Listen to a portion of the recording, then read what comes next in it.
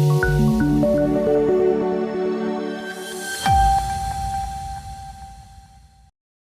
દર્શક મિત્રો, સમાચારની વાત કરવામાં આવે તો ઇસ્કોન બાંગ્લાદેશના જનરલ સેક્રેટરી ચારુચંદ્ર દાસ બ્રહ્મચારીએ જણાવ્યું કે ચિન્મય કૃષ્ણદાસ દ્વારા કરવામાં આવેલા કોઈ પણ નિવેદનો અથવા ક્રિયાઓ માટે સંસ્થા જવાબદારી લેશે નહીં. International society for Krishna consciousness એટલે કે ઇસ્કોન બાંગ્લાદેશે ચિન્મય કૃષ્ણદાસ બ્રહ્મચારીથી સત્તાવાર રીતે પોતાને દૂર રાખ્યું છે, જે સંસ્થાના પૂર્વ સભ્ય છે.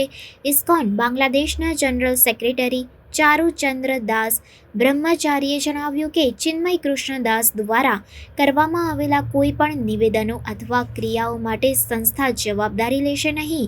આ જાહેરાત ચિન્મય કૃષ્ણદાસને ઘેરી રહેલા વિવાદ વચ્ચે આવી છે, જેમણે સંસ્થાકીય શિસ્તનું ઉલ્લંઘન અને ઉશ્કેરણીજનક નિવેદનો આપવાનો આરોપ છે. તેમને આ વર્ષે પહેલા ઇસ્કોન બાંગ્લાદેશની તમામ પદોથી દૂર કરવામાં આવ્યા હતા. સંસ્થાએ ભારપૂર્વક જણાવ્યું કે તેમના ક્રિયાઓ ઇસ્કોનના મૂલ્યો અથવા સિદ્ધાંતોનું પ્રતિનિધિત્વ કરતી નથી. આ વિવાદે નોંધપાત્ર અશાંતિ પેદા કરી છે. બાંગ્લાદેશમાં ઇસ્કોનની પ્રવૃત્તિઓ પર પ્રતિબંધ મૂકવાની માંગ સાથે આ પરિસ્થિતિએ આંતરરાષ્ટ્રીય ધ્યાન પણ આકર્ષ્યું છે.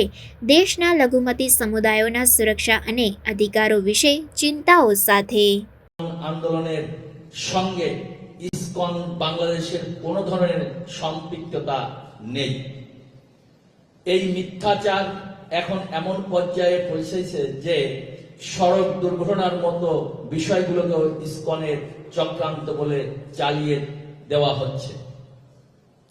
আমরা ইতিমধ্যে একাধিকবার সংবাদ সম্মেলনের মাধ্যমে এবং সরকার ও প্রশাসনের বিভিন্ন পর্যায়ে আনুষ্ঠানিকভাবে বিষয়টি পরিষ্কার করেছি, কিন্তু দুঃখজনকভাবে কিছু বিশেষ মহল ইচ্ছাকৃতভাবে আমাদের সংগঠনের বিরুদ্ধে মিথ্যা প্রচারণা চালিয়ে যাচ্ছে এবং ইসকনকে নিষিদ্ধ করার মতো অযৌক্তিক দাবি তুলছে।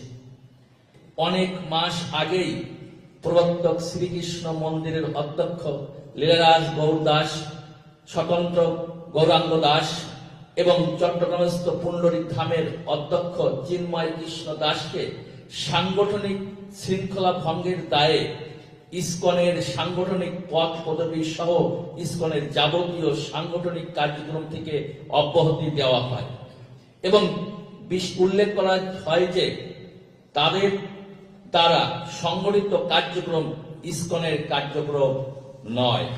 এছাড়াও গত ৩রা অক্টোবর